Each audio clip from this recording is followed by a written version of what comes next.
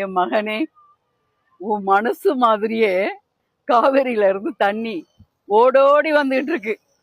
நீ கேட்கவே இல்லை. நீங்க கேட்காமையே ஓபன் பண்ணி விட்டாச்சு.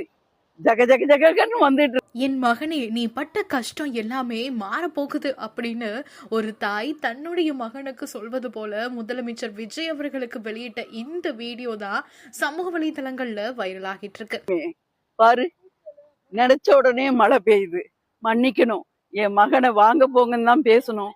உணர்ச்சி வசப்பட்டு வான்னு வந்துருது. மன்னிச்சிரியா. நினைச்ச உடனே மழை வருது. எல்லாமே நல்லதாவே தெரியுது. சத்தியமா சொல்றியா? அம்மா சொல்றேன், உண்மையிலேயே.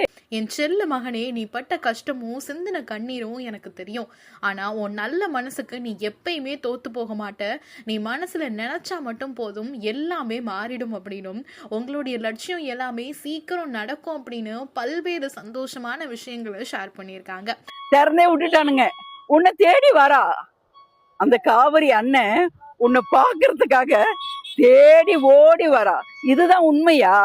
இன்னும் எல்லாமே நடக்கும். ஒரு தாயா நான் சொல்றேன், உன்னோட உழைப்புக்கும் அன்புக்கும் இந்த முழு தமிழ்நாடே உன்னை தலை மேல தூக்கி வச்சு கொண்டாடும் காலம் ரொம்ப தூரத்துல இல்ல.